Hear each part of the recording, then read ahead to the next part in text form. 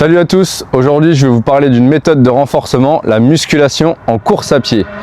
Alors, la musculation, elle est souvent liée à certains mythes et idées préconçues, comme le fait de se blesser avec des grosses charges, qu'il ne faut pas faire de musculation à l'adolescence car elle serait dangereuse pour la croissance de l'enfant. Mais tout ça, c'est des préjugés des années 80 qui sont alimentés encore aujourd'hui. Or, la musculation, ça ne va pas seulement être soulever lourd, loin de là. Ça va être aussi de la posturologie, donc savoir comment bien se placer. Ça va être aussi une construction musculaire, donc c'est pas forcément lié à une prise de masse musculaire, qu'on va appeler aussi hypertrophie. Si la méthode elle est adaptée à votre profil de coureur, que ce soit un marathonien, un coureur de 10 km, un coureur de 800 ou même un sprinter, le muscle il sera utile dans vos efforts. Donc c'est à ce moment-là que oui, vous serez plus lourd, car le muscle il est plus lourd que la graisse tout simplement. Mais il vaut mieux que je pèse, pour mon cas, 64 kg en étant musclé et fort que 60 kg en étant sec et faible. Donc je vais limiter la masse grasse et favoriser ma masse maigre avec du muscle. Donc pour ma part, moi j'ai commencé la musculation assez récemment, entre guillemets, car j'ai vraiment appris ce que c'était la musculation lors de mes études en STAPS, en licence en L3. Parce qu'on m'avait inculqué que c'était dangereux, que j'étais trop jeune, blablabla, donc voilà, des anciennes méthodes tout simplement. Or, si j'avais fait de la musculation jeune, je suis sûr et certain que j'aurais fait une 57 aux 800 mètres en junior et j'aurais été bien meilleur techniquement. Car je vous rappelle que ma foulée avant, c'était ça. Mais au moins, dorénavant, ça me laisse, et ça vous laisse aussi, à vous, des axes d'amélioration dans vos entraînements. Donc il faut déjà identifier vos points faibles et à partir de ça et de votre profil, donc en fonction de vos types de fibres musculaires qui sont sollicités, donc rapide ou lente, le sprint égale rapide, l'aérobie égale lente, vous pourrez cibler votre méthode de musculation et varier également ces méthodes en fonction de votre période, de votre planification. Donc il y a une tonne de méthodes qui permettent de travailler. On a l'hypertrophie, c'est tout simplement la prise de masse musculaire, donc je vais avoir un gros volume. Mais je ne vais pas aborder ce sujet-là aujourd'hui car je pense que cette vidéo elle va être plus axée sur un public type running, marathon, 10 km, etc. Et ce n'est pas la méthode que je vais privilégier. Mais d'un côté, cette prise de masse musculaire elle est inévitable, mais on va minimiser cette prise de masse ou du moins on va cibler le côté qualitatif de l'hypertrophie musculaire. Ensuite, on a l'entraînement de la force maximale, donc c'est un élément essentiel de la performance. Comme VO2 max, comme le SV1, car au cours de l'effort, il va y avoir le phénomène tout simplement de la fatigue musculaire qui va apparaître et vos muscles ils vont perdre leur capacité contractile et leurs propriétés élastiques. Donc ça va être dû à une raison du nombre d'impacts au sol tout simplement. Donc chez un marathonien, on va atteindre 35 000 pas durant la course. Donc la diminution de notre coût énergétique, elle est primordiale pour être le plus économe possible. Et ça fait lien avec la vidéo que j'ai réalisée, donc mieux courir. Allez, dans ta grand-mère toi, où je vous présente les éducatifs, que je vous invite à voir d'ailleurs si vous ne l'avez pas vu. Car oui, les éducatifs, c'est bien, mais pour pouvoir transmettre l'énergie élastique, il faut que vous soyez fort. Car vous allez rebondir, mais si vous n'avez pas de la force dans les jambes, cette énergie élastique, elle va servir à rien. Donc la force, elle va être utile pour l'appareil locomoteur, donc au niveau du rendement énergétique, par la restitution de l'énergie élastique à la pose de mon pied au sol. Et donc vous permettre de ne pas vous enfoncer dans le sol lors de la phase d'appui et donc conserver l'impulsion la plus économe. Donc en gros, être pas assis en courant. Et l'image du cliché, c'est la foulée de Usain Bolt en sprint ou celle de Kipchoge au marathon qui sont des foulées quasiment parfaites pour moi. Donc la force, elle génère plus d'endurance en nous permettant de solliciter VO2 max et en nous donnant accès à une réserve de puissance plus grande. Mais sans vitesse, cette réserve de puissance, elle sert pas à grand chose. Donc c'est pour ça qu'il existe l'entraînement de force-vitesse caractérisé par la puissance. Puissance égale force-vitesse. Donc on peut voir un athlète comme Jacob Ingebrigtsen qui lui, il est difficilement capable de changer de rythme de course. Donc lui, il est fort, mais il n'arrive pas à varier sa vitesse. Donc l'athlète, il doit élargir sa puissance max pour avoir la capacité à accélérer en course. Donc être puissant, c'est à la fois fort, mais aussi rapide.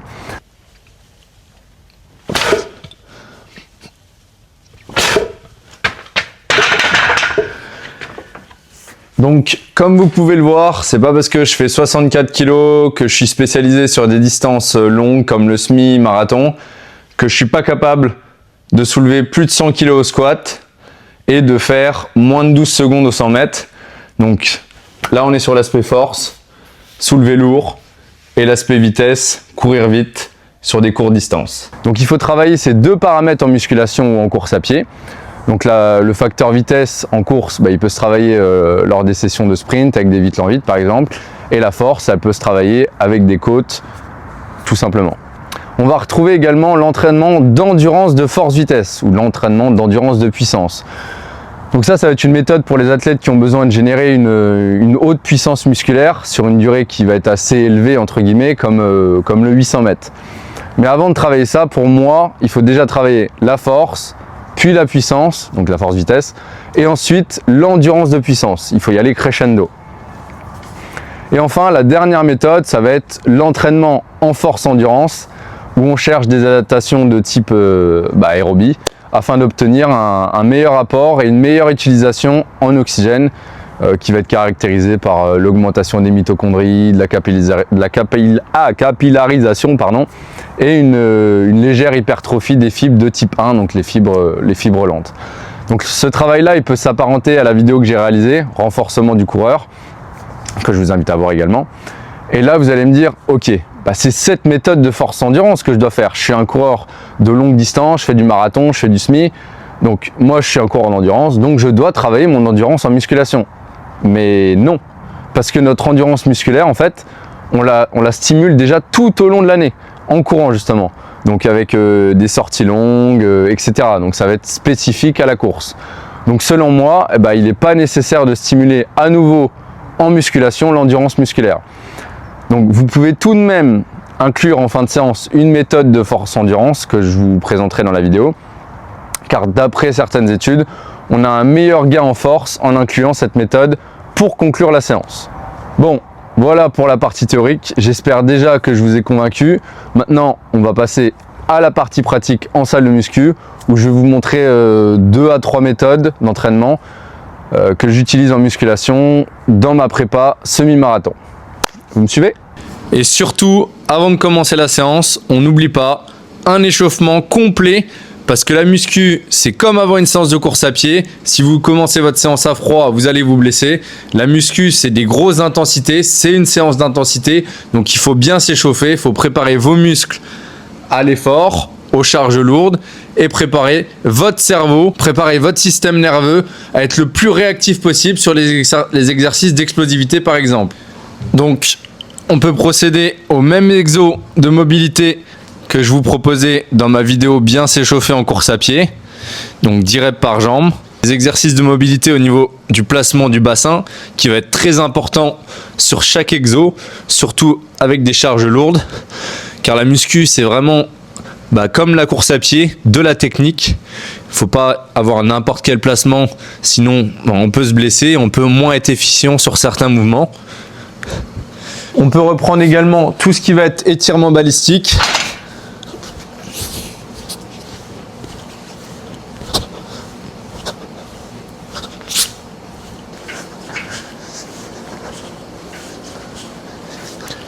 Et à tout ça, on peut ajouter des exercices, des drills, donc des éducatifs un peu liés au sprint pour activer le système musculaire et neuromusculaire.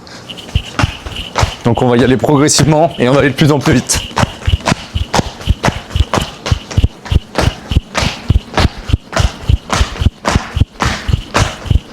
La première méthode que l'on va aborder, elle est bien connue, il s'agit de la post-potentialisation.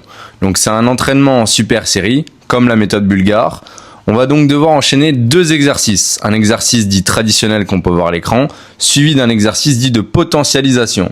Donc cette méthode, elle est intéressante car elle va augmenter le travail sur les fibres rapides en insistant sur la puissance dans le deuxième exercice sur déjà un état de fatigue. On va être aux alentours des 70 à 80% de RM, donc 8 à 10 reps sur le traditionnel, et 6 à 8 reps en explosif, 30 à 50% sur le potentialisation. Donc ce que l'on va rechercher sur le deuxième exercice, c'est bien la notion de transfert de l'exercice 1 à l'exercice 2, et surtout la notion de puissance. Je cherche donc à ancrer mon pied dans le sol, décaler ma jambe arrière pour être le plus stable possible sur la fente arrière. Je cherche ensuite à passer vite mon appui et mon bassin en avant, avec un pied qui revient sous la fesse, et en me grandissant le plus possible avec un bassin haut, un genou à hauteur de hanche et un pied armé. Et sur cet exercice de transfert, c'est la même chose. On va essayer de chercher à faire avancer le bassin le plus possible vers l'avant en poussant avec la jambe avant. Ici, exercice traditionnel, montez sur mollet. Vous allez vous pencher légèrement vers l'avant et monter le plus rapidement sur la pointe de pied en contrôlant la descente en 3 secondes. Pour le transfert, vous allez chercher à aller le plus possible également sur la pointe de pied et au moment où vous ne pouvez plus pousser vers l'avant, vous allez effectuer un saut pliométrique jambe tendue. Exercice numéro 3, le hip thrust. Et là encore, on va chercher à contrôler la descente, ancrer les pieds dans le sol et monter rapidement pour contracter le plus possible les fessiers, les ischios, les lombaires, donc tout ce qui va être chaîne postérieure. Et même principe de mouvement, shoulder bridge explosif, on va chercher à contracter toute la chaîne post de manière explosive. Sur cet exercice, il faudra être vigilant au niveau du dos, il faut s'autograndir le plus possible, surtout dans la position assise. Ensuite, veillez bien à utiliser ce claquement au sol pour vous faire avancer à l'aide de vos jambes et ça doit faire une synergie au moment où les pieds rentrent en contact avec le sol.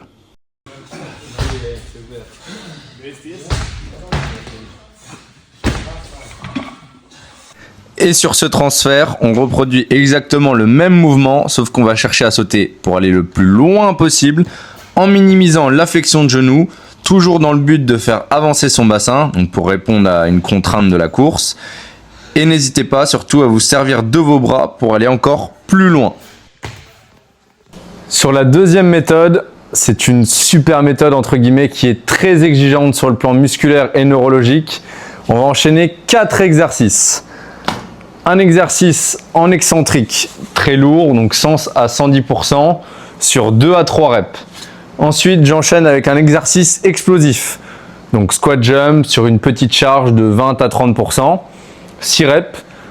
Ensuite, de l'isométrie, donc je reste en bas pendant 20 secondes et j'enchaîne avec un exercice en force, en concentrique sur des fentes. Donc c'est très exigeant, il faut tout enchaîner, on peut le faire 3 à 4 séries vraiment maximum. Donc là vous le voyez, ici il y a 120 kg, vu que j'ai personne aujourd'hui pour m'aider, parce que normalement sur l'excentrique, donc je dois faire que la phase descendante et quelqu'un doit m'aider pour remonter.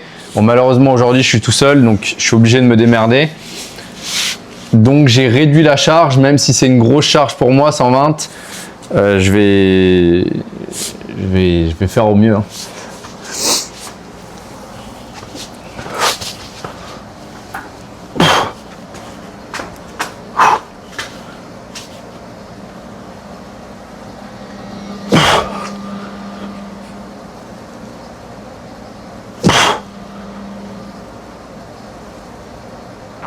Et donc j'enchaîne directement avec mes 6 reps explosives.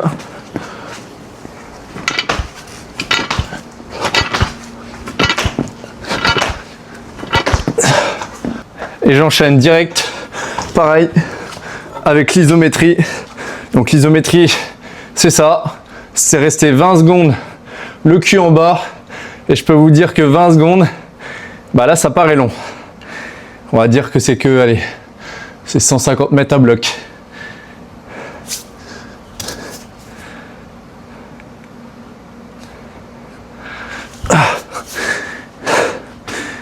Et j'enchaîne direct avec l'exercice en force, en concentrique sur des fentes. Et très important, peu importe le mouvement et peu importe la charge, vous devez monter le plus vite possible.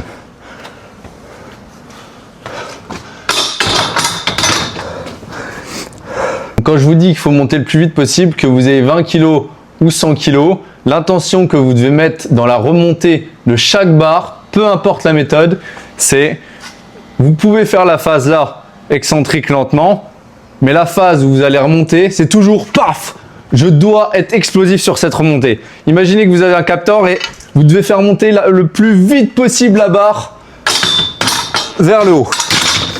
Et ça va être pour travailler le facteur vitesse de la puissance. Donc cette technique, elle permet de fatiguer un large éventail de fibres musculaires car elle atteint tous les modes de contraction, isométrique, excentrique, concentrique, etc. Donc elle a un grand impact sur la force, mais aussi sur l'hypertrophie et l'endurance musculaire. Ok, donc pour cette dernière méthode, on va finir par une méthode de force-vitesse intermittente. Donc c'est de l'endurance de puissance que vous pouvez caler à chaque fin de séance. Ça travaille assez bien. Donc ça va consister à faire 4 blocs ou 3 blocs selon vos capacités, de 5 à 6 squats, jump, chargé ou non, espacés de 15 secondes de récupération.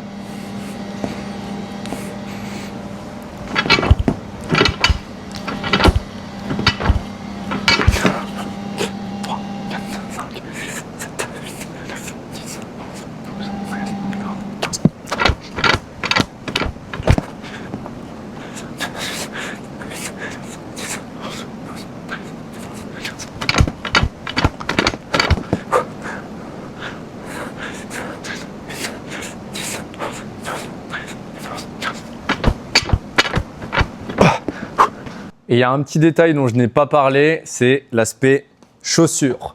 Quelles chaussures mettre quand on fait de la muscu? Donc il y a plusieurs débats, comme le fait de se mettre pieds nus pour faire de la muscu, pour stimuler le réflexe ipsilatéral inverse. Alors oui, ça va être intéressant pour moi sur des grosses charges, mais ça va être aussi intéressant de travailler l'instabilité, car en fait, quand on va courir sur des longues distances, ça va être que de la force sur de l'instabilité. Surtout avec les nouvelles chaussures d'aujourd'hui, les Alpha Fly, etc. C'est des chaussures qui demandent une très grande exigence musculaire et proprioceptive, car on est tout le temps soit en pronation, soit en supination, bref. Bon là, ici aujourd'hui, j'ai mis les Nova Blast. C'est une chaussure qui est assez plate, avec une semelle, enfin une mousse assez rigide. Ça peut être intéressant sur certaines charges submaximales de travailler cette instabilité pour moi, pour simuler comme si vous étiez sur un Swiss Ball ou sur des plateformes instables chez le kiné. Bon là c'est la même chose, on va travailler l'instabilité, mais en muscu, moi ce qui m'intéresse aussi c'est forcément d'être efficace, d'être efficient sur tous mes mouvements, d'être le plus fort possible, d'être le plus rapide possible. Donc sur certains mouvements comme les fentes où je vais chercher vraiment à être stable, je vais éviter les chaussures comme les Nimbus, les Invincibles, etc. Et comme en course à pied, pour les intensités en musculation, alors normalement on doit faire un test de répétition maximale, sauf que en l'exerçant qu'une fois par semaine, c'est très compliqué. Donc on peut fonctionner aux sensations avec l'échelle de RPE, donc soit de 0 à 10, soit de 0 à 20. Donc par exemple, je vais faire 100 kg, ok, aujourd'hui 100 kg c'est 6 sur 10. Et puis un autre jour, ça peut être 8 sur 10 en fonction de ce que j'ai fait la semaine, de ce que j'ai fait la veille, etc. Donc de mon état de fatigue musculaire et psychologique, je vais pouvoir adapter ma séance. Ces méthodes de muscu, je vous les propose comme ça, mais c'est comme si je vous proposais des séances de course à pied. Il y a des séances clés, mais il faut savoir bien les planifier, bien savoir gérer les cycles de musculation en fonction de votre période dans la saison. Et aussi savoir quand est-ce que je la mets dans la semaine. Donc je vais vous donner mon cas à moi. Par exemple, je trouve que c'est plus intéressant de placer cette muscu à J-2 d'une sortie longue par exemple. Donc je vais la faire souvent soit le jeudi ou le vendredi pour faire une espèce de pré-fatigue musculaire. Comme ça, ça me fait un double suraffûtage. Je vais baisser ma charge d'entraînement lors des semaines de compétition et je vais enlever la muscu. Donc je vais avoir un état de fraîcheur musculaire et neurologique plus.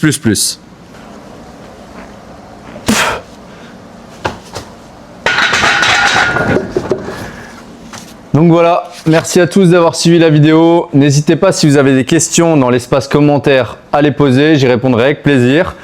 N'hésitez pas surtout à partager la vidéo s'il vous plaît, que ce soit à vos proches ou dans vos réseaux sociaux pour les gens qui souhaiteraient progresser en course à pied et qui souhaiteraient également me contacter pour progresser.